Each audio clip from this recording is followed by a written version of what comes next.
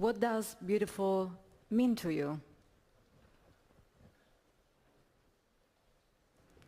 Have you ever considered how technology is constantly influencing our own perception of beauty?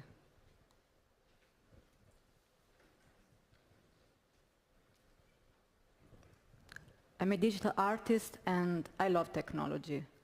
I love how it completely changes and redefines our own view of beauty, particularly in the context of the human anatomy and the natural world.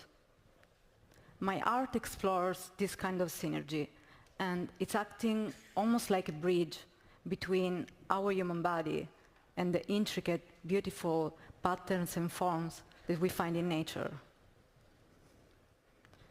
This kind of explorations is not just about aesthetics, but it's about understanding our place